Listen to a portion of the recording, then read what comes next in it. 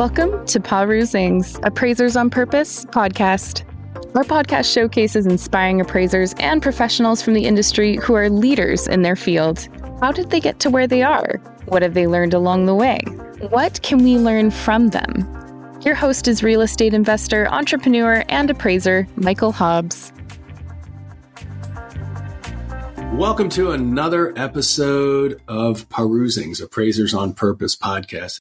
So great to receive your feedback, really encouraging all the creativity, all of the possibilities that have come about because of conversations that have happened here that have reverberated out into your world and conversations that you've had with others.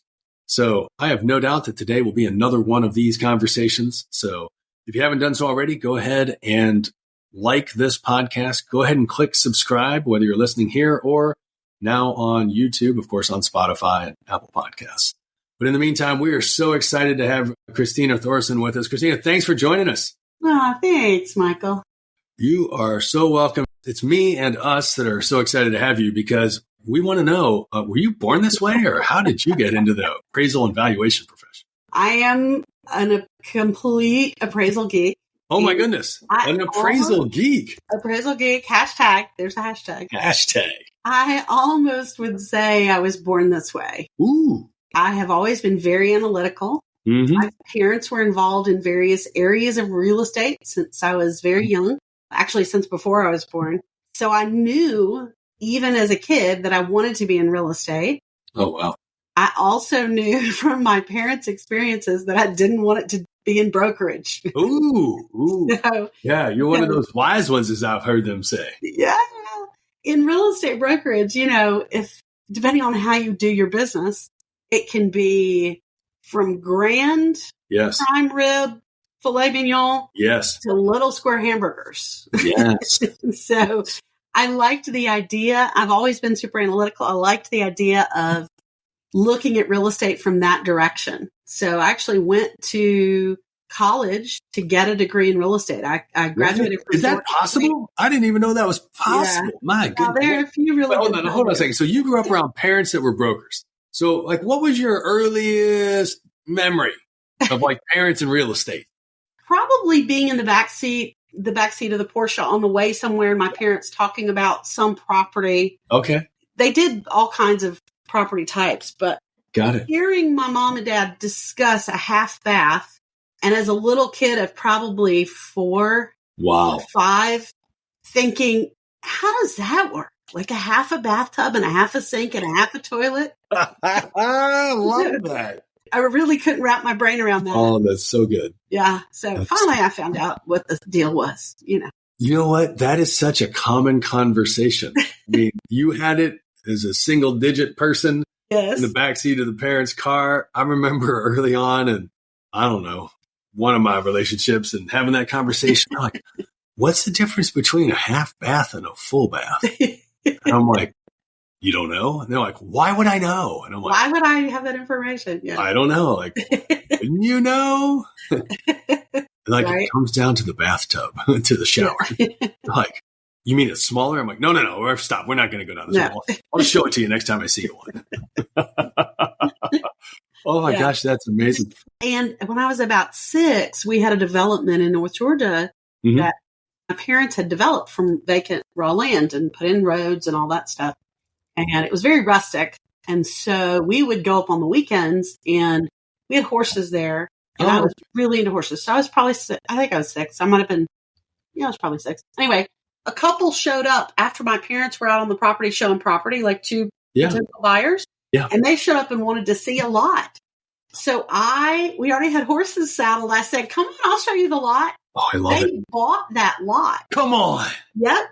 How old were you again? I was 6. I might have been 7. No, I think I was 6. Oh, my goodness. Anyway, I hope they put that away and funded your college. Well, that's what I said to my dad about probably now 30 years ago. I said, hey, let's talk about that commission that I didn't make. He said, that full fee I earned because there was no broker involved. That's right. He said, number 1, you were not licensed. Number 2, I can do the dollar value, the present value of that dollar and compare it against the costs that you've incurred during your lifetime. Yes. I think you're probably going to want to not go there. I was like, Yeah, I'm good. I'm good. It was only like a $5,000 lot or something. So, Oh my gosh. yeah. I love that. Wow. Yeah. You sold your first place at 6. I did on horseback.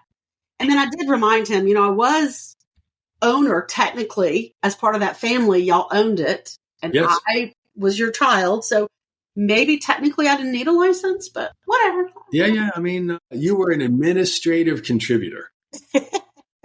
Administrative contributor. I just shared my enthusiasm for the property. You know what? So many times that's what it takes, especially on those kind of properties. They're not busting out the numbers or anything. That's right. Wow. Second home development. I love that. So did you get drafted into the family real estate business? No, they actually had moved on to other types of things. Okay. So when I went to college, I went to Georgia, the University of Georgia for about a year and a half. And you have to apparently go to class. I was in a sorority and I was a little sister. They don't just give you grades. The only thing I made an A in was ROTC class called military weaponry. So my parents pulled my funding. They said, you can pay for your own schooling. Oh my gosh. So that's how I ended up at Georgia State in their real estate degree program. I was at Georgia in their business school, but ended up at Georgia State. It was actually so fabulous though, because I was working during the day in the valuation space, and then I was going to school at night, learning about things that I would then apply. So it was a really wonderful way to do it.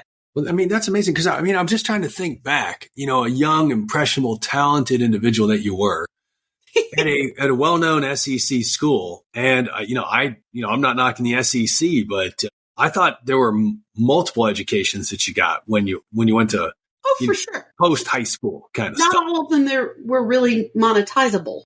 So, got it. Yeah. So the valuation gig, the real estate understanding, that was a little better for me in terms of making a living. Oh, I appreciate that. That's encouraging. So you gave it a go for that undergraduate experience, and it sounds like you were invited to leave. Well, I did. I mean, I got a warning letter because I dropped below a 2.0 and my parents said, we're not funding this experiment any longer. Oh, okay. So I said, okay, well, I'll come home and maybe I'll find a place to live and go to school at night and work during the day. Is that literally what you did? It literally is what I did. Yeah. Wow. I started in the appraisal business in 1986. Oh, okay. I should have gone to college 84 to 88. Oh, okay. But I left in 86, late 85. Yeah. And so started working in the appraisal business in 86, late 86. So, was it a coincidence that when you decided to go to work after stepping away from university that you ended up in an appraisal business? Not at all. Not at all. You were very intentional. I actively sought out that opportunity. I worked with an MAI in South Atlanta who, God rest his soul, is no longer with us, Harvey Hooks. Okay. And he did a lot of eminent domain work. He was a great teacher. Oh, and wow. He was real diligent about, hey, you didn't fill out everything on this form when you called those people and asked all those questions. So that's amazing. So back in 1986, which we're now in 2024, so we're talking like 4 decades ago. If I did them not quite, but yeah, close. Yeah, close. I round. I'm a appraiser. I round up. But from that standpoint, so you got exposed to a niche in the industry as opposed to a general nature of valuation. And I did some generalist valuation. I was always doing that eminent domain piece through other clients, but I really didn't focus my practice on litigation and eminent domain until about 1989 or 90. Oh, I see. I kind of had it with a reviewer at a bank, a bank that no longer exists. Yes. This reviewer had never done an appraisal, and the comments were very frustrating. At one point, in my recollection, at one point he said something like, this version, the print is too small, the type style is too small. And so I mailed him a magnifying glass because I love that. You mailed him a magnifying glass.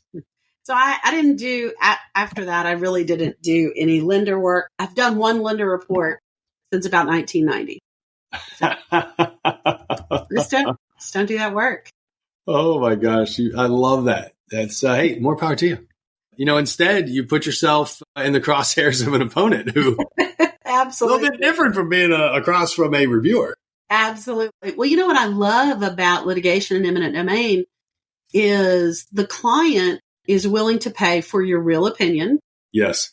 and there's not a number they're trying to hit. And if there is, I have had attorneys call me and say, hey, we'd like to engage you for this owner, and we think the value is X. And I always have to say, I'm sorry, I am not going to hit a number.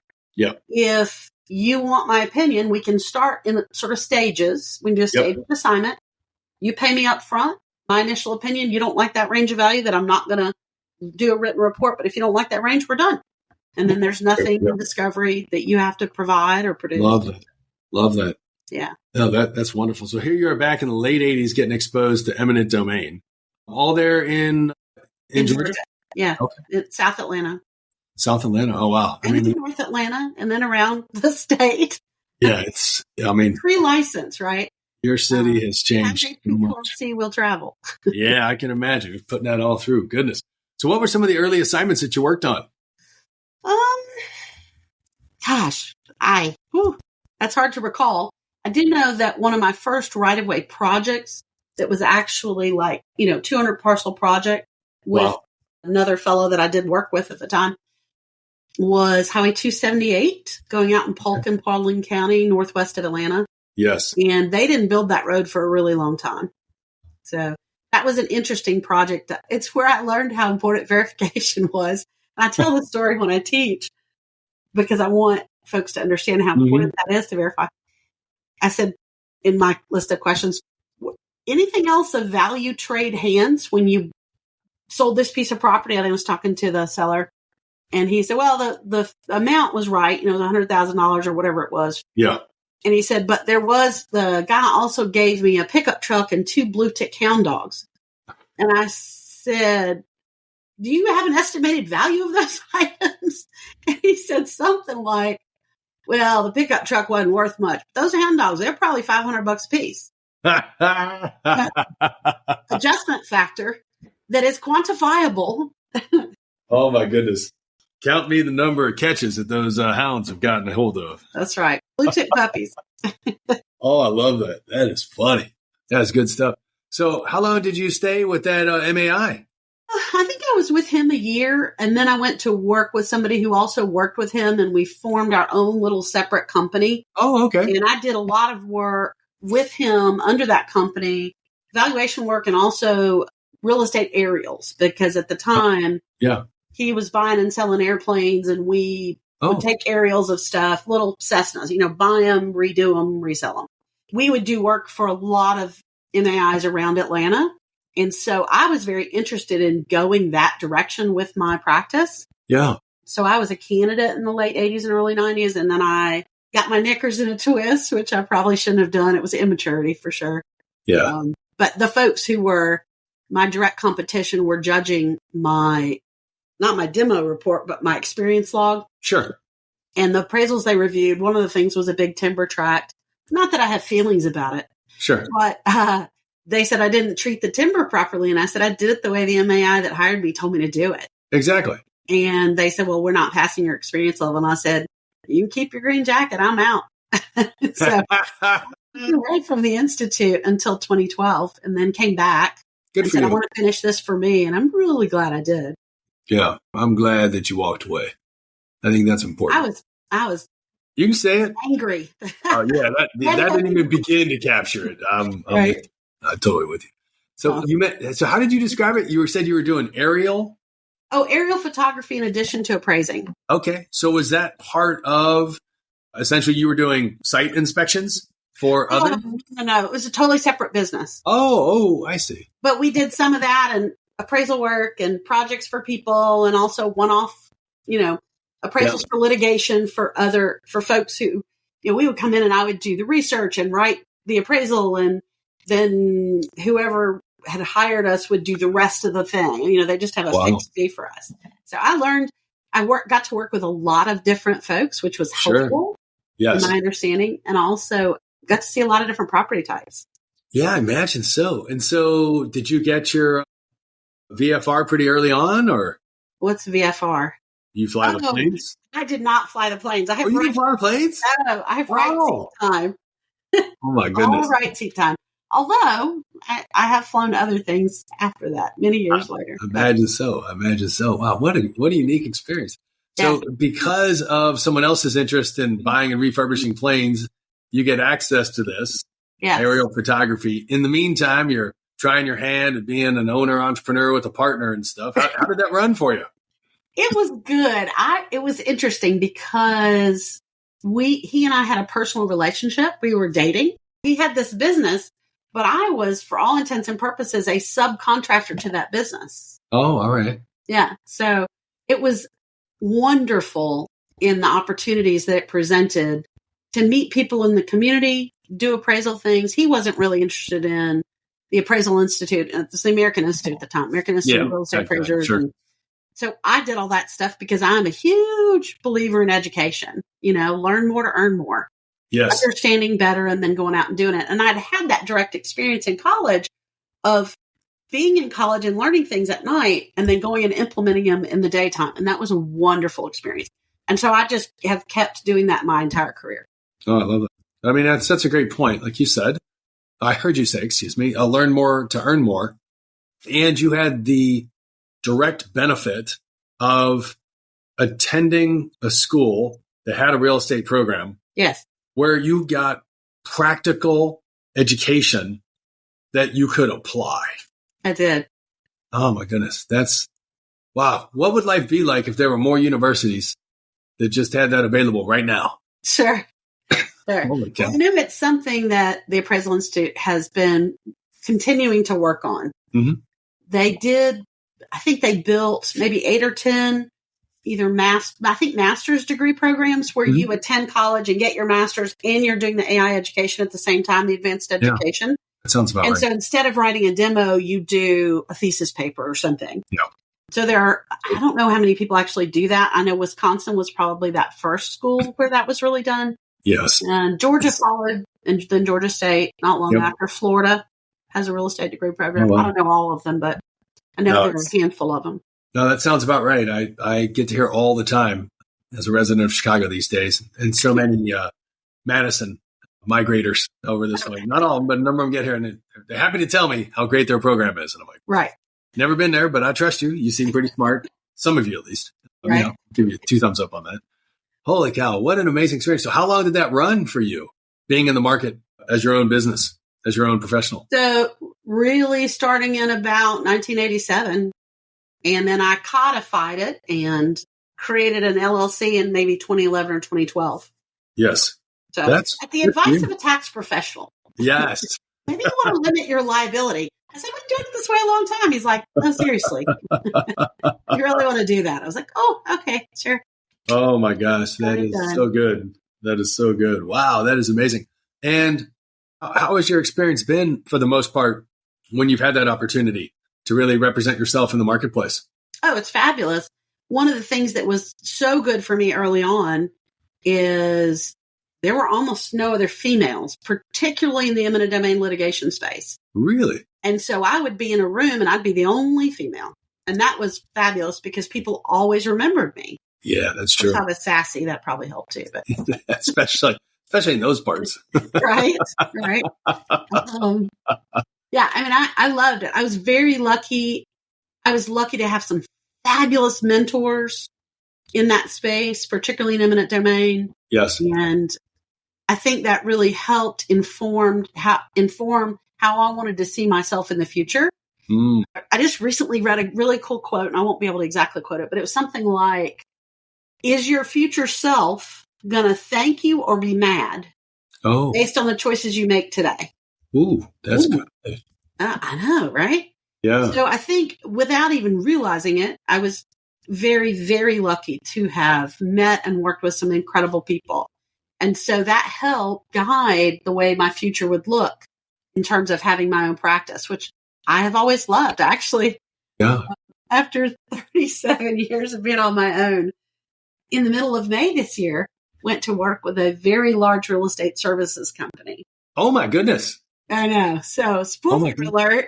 Spoiler alert. Holy cow. She left. Right? She left the migrant. She left the fields. Yeah. The corporate tower. The cool part has been working with amazingly talented and knowledgeable folks in our industry at a really high level. And the opportunity to do stuff around the country and eventually globally. I don't know that I would have had those opportunities specifically on my own. I mean, we've done Ashley Donaldson, who works with me, is amazing. Such an incredible analyst and so smart.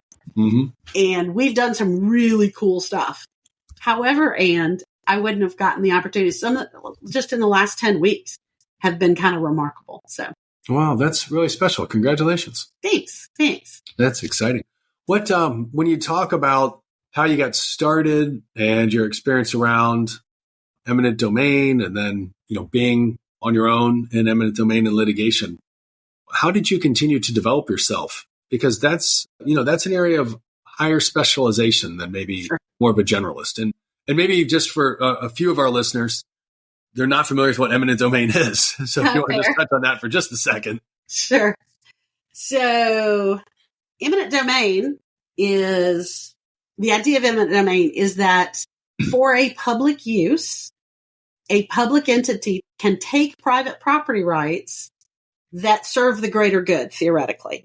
However, and because of the Fifth Amendment of the U.S. Constitution, and also many state constitutions mirror it, they're required to pay something called just and adequate compensation. Yes. It varies a little state to state, the wording. But the idea is, and I think it came from maybe the Civil War and prior to that, you can't just go take somebody's private property, whether that be real estate or other property, without paying them for it. That's not okay. Because we have such strong property rights. I had a wonderful experience. I don't know if you know Robert Thomas. He's with the Pacific Legal Foundation. He's an attorney. Yeah, the name sounds familiar, but so I'm thinking of Peter Thomas, actually. No, I may not know him. Yeah, he teaches at William and Mary. And so one semester a year, he does a book club. Oh, okay. And he did a book club on a property rights book. And I raised my hand to be in this L3, I think it was L3, like third year law student book club. And one other attorney from the West Coast and myself and Robert and like 6 law students did, 12 or 15 weeks of a book club about property rights. I mean, we dug. Like, where does that even come from? So the idea of owners being compensated for private rights has a long developed history. It's so interesting. Like I said, #Appraisal Geek. Yeah. Eminent domain is for valuation and appraisal review, which I do both of. The idea that private property owners, whether that be an individual or a corporation, must be paid for rights that are taken from them by an agency or an authority, like a state department of transportation or a power company or for sewer lines for a city. Sure. And they need to be paid for those rights and, in most cases, any impact to that remainder property. Yes. So, for example, if you have a big farm, you run a new alignment of transportation through it, you might be severing the property so the two sides can't get to each other. Yes. And you're causing a financial harm to the real estate value. So that's what eminent domain is. Yeah, no, that's amazing. So tying that back in, for those that are starting to get a sense of this idea of the public use of private property and appropriate compensation, just compensation, if you will. So who engages you? Sure. So sometimes agencies, that's how I learned to do it, was through agency work. Okay. The Georgia Department of Transportation was my biggest client many years ago. And then when I started getting in depositions and in trials, then opposing counsel started calling me. Oh, okay. Yeah. So when they would have an owner that was facing eminent domain in another location, and so they started calling me. And I would, go to industry events and meet people, and I give presentations now kind of all over. And so that's, having done lots of odd things related to litigation and eminent domain, it allows me to, I'm really a before and after specialist. I'm really good at understanding and trying to quantify that, measuring that. And sometimes it's like, well, how would you have measured it? It's never been done. So, nobody can really argue with the fundamental logic. I couldn't agree with you more so. It's actually quite fascinating, especially in the complex ones, where she spoke about an action is going to sever a property and maybe it renders it useless or significantly impairs the value. And there's a lot more thought and thoughtfulness that goes into identification, not even valuation. It's like identification first, which when you're thinking about, hey, that's a 35,000 square foot industrial building or a 6,000 square foot single family home amongst other 6,000 square foot single family homes. You're like, okay, great. You're like, oh, this is nothing like that. Not at all. Well, it is in a way. So I will say that most generalist appraisers can appraise the before condition, the before value. Yes. The challenge is what rights are being acquired and how do you measure the valuation after? That's the complicated part. And one of the strengths of this company that I joined that I really love is that I can be the expert in before and after and that analysis and the research and the verification and how we do all that. Yes. And we have local experts because we have 500 some appraisers around the U.S. and abroad that are local experts that can exactly. So we marry that local expertise and that geographic competency. Yeah. This deep understanding for litigation. Oh, I love that. So you mentioned that by working with agencies, you had an opportunity early on to get good training and education. Sure. And I'm a fool for education. I will take any class, anytime I can get into. Most licenses, most states require somewhere between 15 and 30 hours a year. I routinely have 100 hours a year of education. I always want to learn more. I'm a weirdo. I just want to know all the things and I want to understand it better. And so that's why I started teaching, because if you teach it, you got to really understand it. And you got to know it. It takes a whole nother level of, open the book, as opposed to, boy, I can answer these questions. Right. 80% of all businesses fail within 5 years, according to the U.S. Census Bureau. With so many roles and responsibilities that must be managed and have nothing to do with appraisal reports, is it any surprise that it's hard to keep up? Much less having a sense of peace, stability, and profitability that comes from growing your business? Given all of this, you might already be thinking about exiting your business one day. Don't miss the limited opportunity to work with Michael, a real estate expert and professional coach. He has worked with more than 300 owners and entrepreneurs to find their highest and best use by solving problems that reach their most important goals. Compress decades of learning into days by working with Michael. Michael is famous in real estate and business coaching. With his help, you can accelerate your growth, increase your quality of life, and earn more money, all while ultimately doing less. Michael helps you not just grow your business, but also find new purpose in it and in your life. If you're ready to take control instead of being controlled, contact him on LinkedIn or email him at michaelh@paru.com. Bringing that back kind of full circle to what you touched on earlier, is that same kind of opportunity still available today for people, that they can show up with a modicum of experience and be able to kind of get into eminent domain and right away work? Or do they have to be a good bit further along to have an opportunity to cut their teeth and get it? Sure. No, I think anybody who has an interest can get involved. And I would definitely recommend the International Right-of-Way Association education for specifically eminent domain, not necessarily litigation generally. Sure. But some of those are transferable to other general litigation. That level of detail orientation, that hard thinking that you talked about. Yes. Really defining the appraisal problem is kind of the biggest piece. I've started having clients pay hourly for us to define the appraisal problem. Oh, I love that. Because in some cases, there's so much material to read and understand. I have the professional understanding to do that and to assemble those pieces. Well, I may need a lawyer to give me some law clarification. Yes. It's so important to get a handle on what is the appraisal problem, right? That's the beginning for everybody, no matter what you're appraising, no matter how you're reporting it, whatever. And so feeling like we have the time and being compensated for expertise for defining the problem, and usually we limit that. But I think that's such an important piece of the puzzle that if we come up with a problem and we have the scope of work, if we are able to have those conversations with the client, that makes for a much better project, right? A much better product that's a result that is actionable for them and may lead to further litigation, or it may lead them away from that. And I think it is crucial. As appraisers, I think we have an obligation ethically to our clients to help, if they want, to be more educated about it, right? Yes. And to help elevate their understanding so they can make better decisions. I think we're much more counselor. I'm so honored to be a member of that organization, the Counselors of Real Estate. Oh, you're a CRE. Oh, yeah, you're a CRE. Congratulations. Yeah, thank you. That was an amazing process in itself. But anyway, Yeah, I think if you're an appraiser that is interested and completely into what you're doing, helping a client understand better is part of that functionality. Yes. Because they get a better result. And that's my goal as an appraiser. I want to give them, or a reviewer, I want to give them the best result possible so they can make good decisions. I couldn't agree with you more so. I mean, I'm just nodding my head the whole time. Y'all can't see it, but you can kind of see it. Some of y'all doing the same thing. You're like nodding your head. You're like, oh, yeah, I agree. Yeah. I agree. Great class. I'll go there for it. Right. Most people are like, I know you want to go to class. I'm like, well, you're not going to earn much more. No.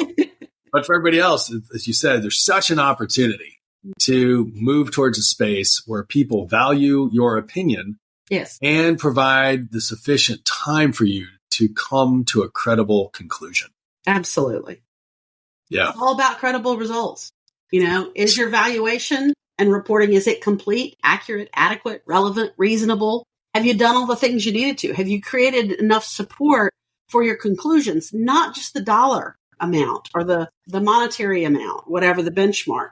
Yes. It's also about the other internal conclusions that lead you to that value, right? Yes. Or that opinion of the quality of the other appraisers' work, right? Yes. So, I love that. That is really, really special. So one of the interesting things, I, like many people in the industry, had no knowledge of what this was. I remember I met early on my MAI path, I met an instructor, Otto Spence, and he had said, Michael, you should really look at getting into right-of-way work. I love Otto. If you know Otto, there's a lot of love. There's a lot of love. A lot of love. I just saw him in Long Beach. Oh, did you really? Yeah. Oh, man. I haven't seen it. That's fantastic. So did you get into right-of-way work? I did not, because I was already kind of in another space. And I was like, it didn't really map out the timing to take the courses. And I didn't at the time. I didn't have anyone that I knew to connect with and learn from. Sure. And then fast forward a couple of years later, as we were building out our management team and we had significant growth through their Appraisal Institute, someone who I had met actually at LDAC, which for those of you who don't know LDAC, it's a great experience to participate in for 3 years. But someone who I had met there was very strong in this space. And it was fascinating. Most of the work that he did, even working for us, was still what he brought with him from another state. And just to talk to him about what he was dealing with and the before and the after. And I'm like, what do you mean before and after? He's like, well, there's the property before something happens. Then there's the property after something happens. Oh, that makes sense. He said, but they're many, many times not the same. And I'm like, okay, I get it. And he goes, but after, most times, not always, there's some amount of significant impairment and they need to be compensated for that. And I was like, oh, okay. I guess I would kind of agree. That's never happened to me, but I'd want somebody to pay me if you disenfranchised me kind of thing. And to your point, it was just amazing, the theoretical conversations that he participated in that far exceeded anything that we were doing for divorce litigation we were doing or state work or somebody got in trouble with the IRS. And I'm like, it was nothing like those conversations. Yeah, I have a good appraiser friend, good friend, an MAI in South Central Florida. And she and I joke that when we meet each other in whatever city we're going to be in, that always over a beer or a glass of wine, we're talking about highest and best use. Oh, yeah. And the gap analysis for easement valuation. And people are like, what? My husband finally came with me on a conference and he's like, I'm never going. I don't think I can listen to this anymore. Yeah, I'm out. So I had to go. There's a bar. Can I see some sports on the TV? Get me out of here. Yeah. Do I got my tablet with me so I can at least stream some Hulu or Netflix or something? I mean, I don't know what it is. Hit me up somewhere. Make it happen. Wow. What an amazing opportunity. And so as you've had this long career in this area and you've been in a market that has grown significantly over the last 4 decades, what has stayed the same and what has changed in the area of eminent domain and right-of-way work? What has stayed the same is the fundamentals that we all honor as appraisers or reviewers. And that is making sure we get the facts and double check that information and verify and confirm and go in person what we call field magic, and go see the property and see the field magic. I love that. Say a little more about field magic. I actually have a T-shirt. I should have worn that today.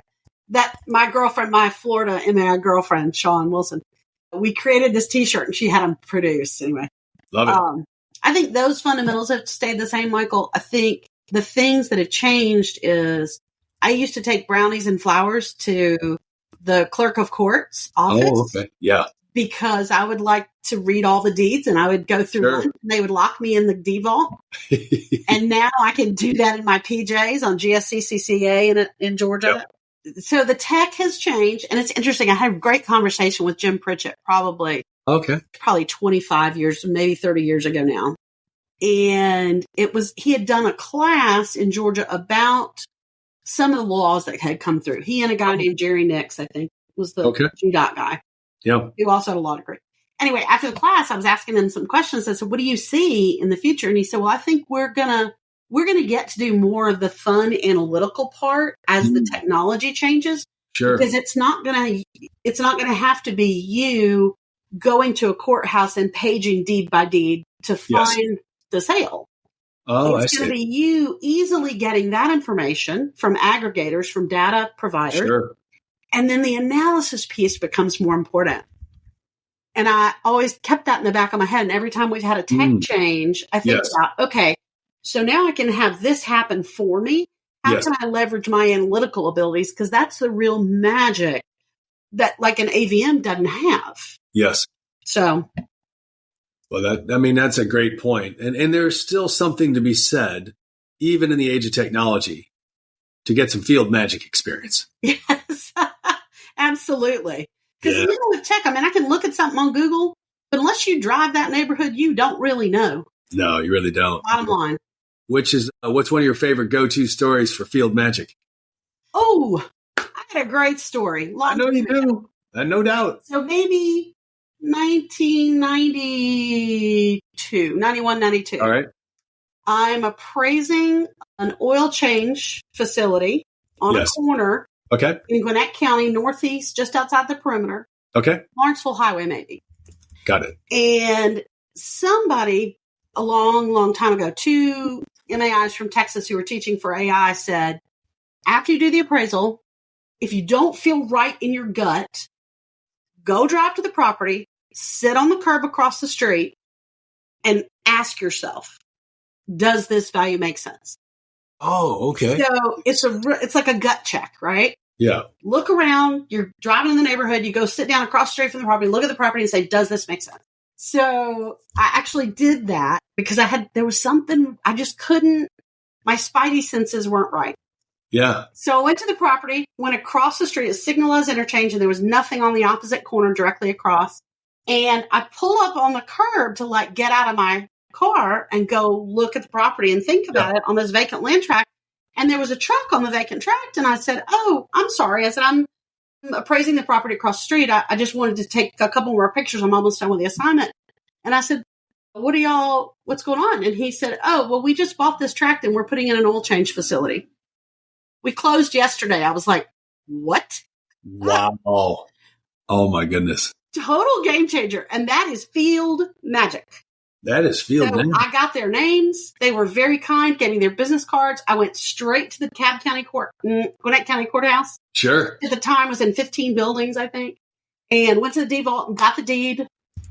And was able to add it to the report in my land valuation and also discuss supply and demand. Because 8 months from now, 6 months from now, there's going to be another supply across the country. And from a real estate perspective, it's the business is probably a harder perspective, but from a real estate perspective, I thought it mattered. Yeah, it does. I mean, it's fascinating how that starts to get into the whole, if you're talking about supply and demand, the economics that are impacted when the concentration increases. Right. Because a lot of the thinking is that actually it goes down and it does initially, but in most cases across certain industries, the total addressable demand actually increases because more people go to the location. Right. That's why the drugstores, opposite corners. Yep. And McDonald's, Burger King, right? Yeah. So Yeah, like Restaurant Row, like there they are. Let's go, knock these babies out. Exactly. Wow. What is the most bizarre assignment you've worked on in the right-of-way work or eminent domain? Most bizarre. Or most challenging? Always the current one is the most challenging. Yeah, tell me about it. So I have a couple that I can't talk about because they're facing litigation. Yeah, I can't talk about those. Have to be hypothetical. I've done some really cool stuff. I've been very, very lucky to appraise everything from rural farms to in-town properties, a lot of proximity analysis for rural residential. It's so interesting that most appraisers don't realize, particularly in that eminent domain space, that it's not as hard to do a proximity analysis as you would think. Got it. You already have the sales data from the improved sales comparison. Yes. You could just measure those and do a linear regression. I mean, there are a lot of ways to handle things. Sure. That I think a lot of people don't realize they already have the data in hand. And maybe it's not not an extra lift. But also sometimes it is a lift. You know, if you've got a property that really relies on its parking, so think office building, apartment complex, and part of the acquisition is all of the parking for a set period of time, that's going to really affect the value pretty dramatically. Most people probably never heard of a proximity analysis, or they haven't been asked to perform one. Sure. Can you share a little perspective so those that are taking this in saying, oh, it's interesting. And yes, she is memorable. The proximity analysis thing and field magic. They're going to be like, oh my goodness, I'm going to put my own field magic shirt. Be a link in the show notes to the t-shirt for sale. Just kidding. Just kidding. So proximity analysis typically is for residential, although you can do it for commercial and sometimes it's relevant. It is almost always for transportation. So think a road widening. Right now, rural highway, 2 lanes, the single family residence is 150 feet away from the right-of-way line. Got it. The proposed acquisition is coming 100 feet closer. So the road itself may only be 60 feet closer, but the transportation, the state DOT could conceivably build inside their right-of-way line. So you're measuring the impact to the improvement contribution based on the distance, the new distance. So there are a variety of ways. Paired sales analysis, linear regression analysis with sales. I like to separate out the land and either do a cost approach on the comps and estimate what that contribution is and then the distance, or do a land value analysis or use the tax allocation and separate out land and improvement so that we are considering improvement only for that proximity analysis. Makes it a little cleaner because usually your data is not all in a line by your subject. That's fascinating assignment that most people won't get to do. And if they did, they'd be like, what? I don't understand. That stuff is so much fun to me. I really love it. Yeah. I mean, you're really valuing, you're really analyzing, researching, analyzing, and delivering value. Yeah, I hope so. And my big why for probably 30 years of my practice has been to make sure everybody's treated fairly, because particularly in the eminent domain litigation space, you're talking about a private property owner who did not want this to occur necessarily. And you're talking about a state agency taking their rights. And you're talking about being paid for with taxpayer money. Yes. But affecting private property rights.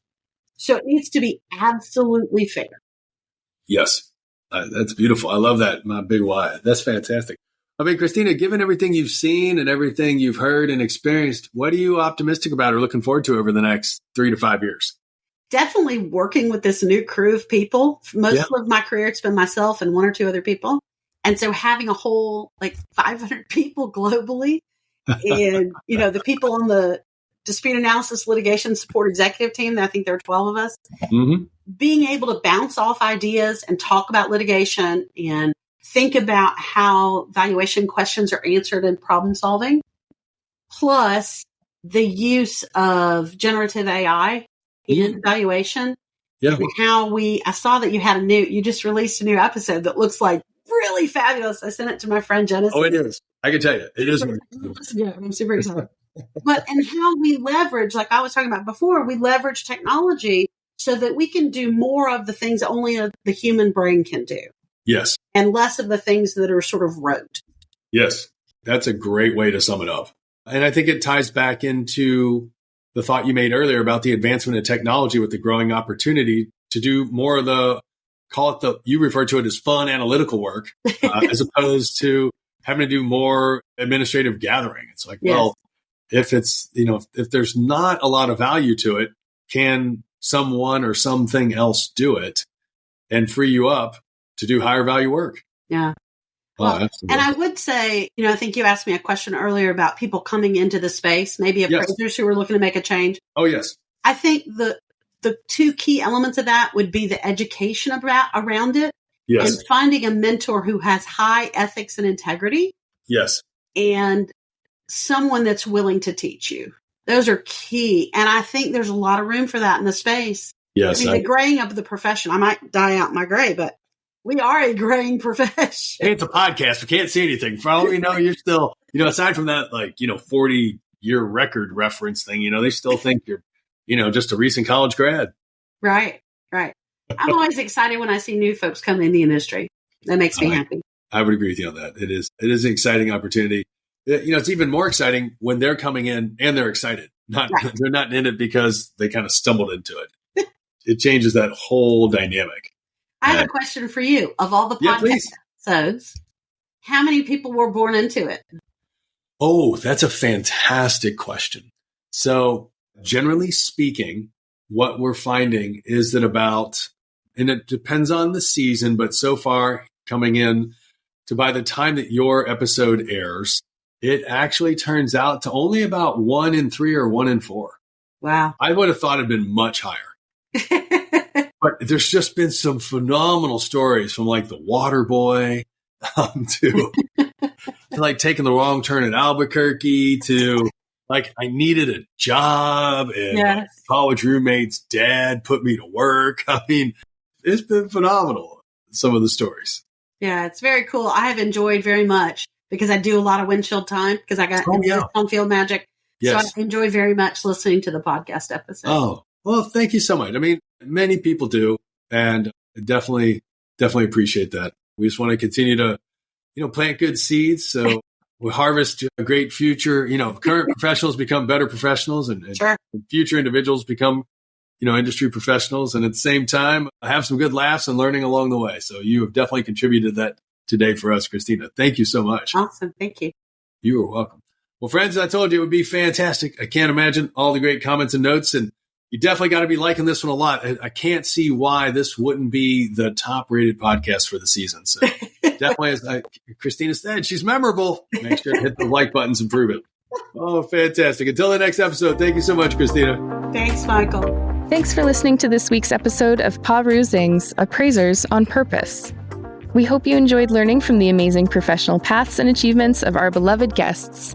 Before we go, please subscribe on your listening channel, Spotify, LinkedIn, YouTube, and other podcast channels to hear more from appraisers and valuers regarding their life and their work.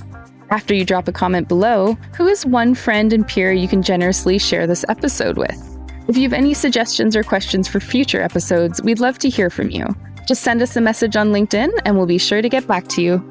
Thanks again for listening, and until we're together again for the next session of Appraisers on Purpose, create the change that you seek.